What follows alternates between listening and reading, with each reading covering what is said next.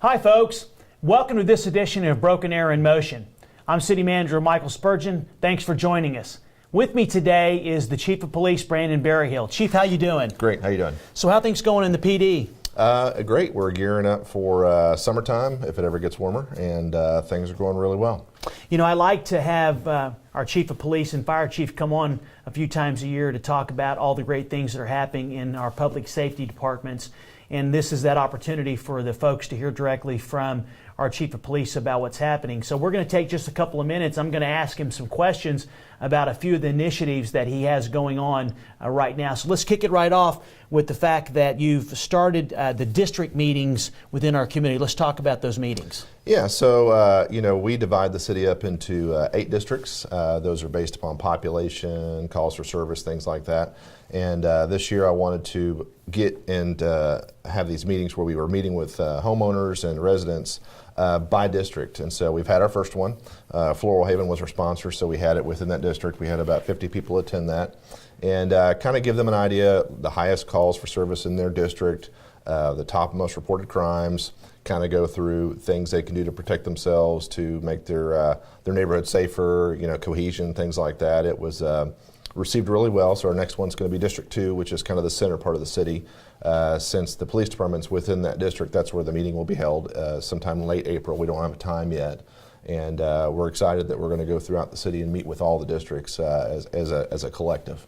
You know, obviously building relationships with the community, the police department, Broken Arrow has demonstrated repeatedly how much they support the PD. How important is this to you, and what are your goals coming out of having these meetings? You know, in any environment, public safety is really a cooperative effort. It takes good people working for the police department. It takes good city services, but more importantly, it's the trust with the community. And events like this helps us to pay it forward, to develop that trust, because we have to have people tell us where they need us. And if they don't trust us and they're not calling us, we're only going to be halfway effective. And so building this rapport ahead of time is really important. That's a great response.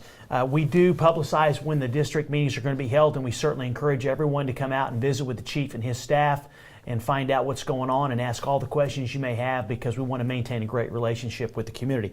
All right, let's talk about your new recruits. I had the privilege to visit with them right when they started. How's that going? It's going great. They are finishing up their academy. We have 9. That'll bring us up to 151 sworn positions. They're going to graduate on March 20th at the PAC on Main Street. We're excited because out of the 9, 4 are females, which is our largest female recruit class we've had in our history. So we're very excited about that. And as soon as they graduate, they go out to their FTO program, which is the Field Training Officer program. So they'll spend 12 weeks in a car, being observed, daily observations. That's a pretty stressful time for them, because it's very crucial that they are putting together all the skills they've learned in the academy out on the street. And if they're successful, then they get out on their own, and then they're on probation for a full year after that.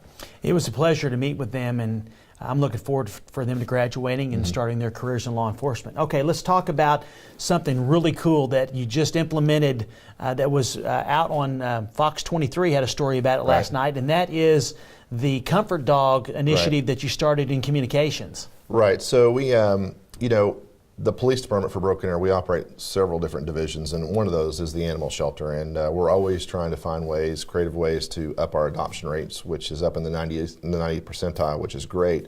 And dispatch for us is a very difficult job. It's very stressful, and we've had periods of time where the turnover is pretty high. And so we're always trying to think of things that we can do to make that a better place to work.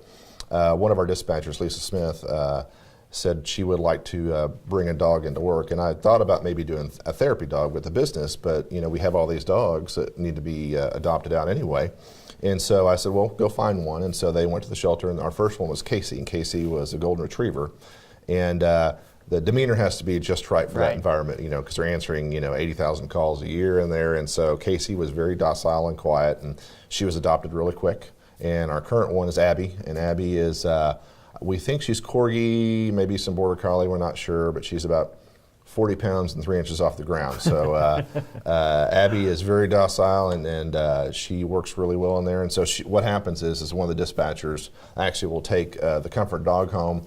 The dog will live with that dispatcher, and then the dog will come to work and hang out in dispatch. And in between calls, having something like that in there with them helps reduce the stress. And, they're taking some really difficult calls, people in distress, angry, and anything that we can do helps out in there. And I'm sure Abby's going to get adopted pretty quickly, but she's up for adoption now. You can check our website, but it also brings attention to all the other dogs and cats that are up for adoption. So we think it's going to be something that we're going to continue for a long time to come.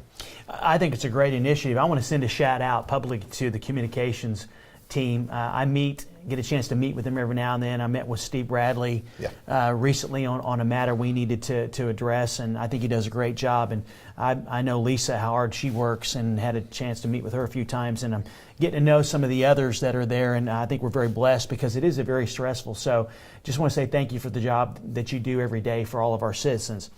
Finally, let's talking about something that I think is really cool, and that is you're going to be starting a Spanish Citizens Police Academy initiative, Chief. Yep. What's that all about? We realize that there are different segments within our city that we're not reaching properly. And some of those could be, just the way that people are moving into the town at a rapid pace. We've got people that are coming in that English is a second language. And again, going back to building those safe communities, having that trust is important.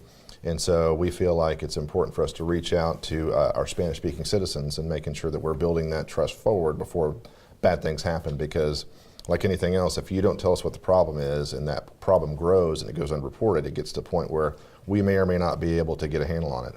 And so Officer Michael Peel is the one that's ramrodding the academy. It starts on April 23rd. It's about 6 to 7 weeks. I think the first one's going to be 6 weeks.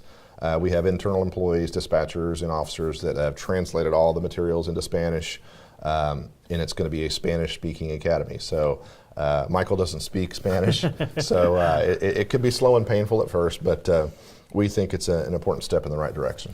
What I like is the fact that you have a Citizens of Police Academy alumni. Yes. And they get together, and so it's not like they just go through the program and then they go back to their daily lives. As they get together and try to find ways to support the police department. Yeah, we have a very strong alumni association, and we've had hundreds of people. I ran the Citizens Police Academy, 20-something years ago, back when we started, and we have alumni that come to regular meetings.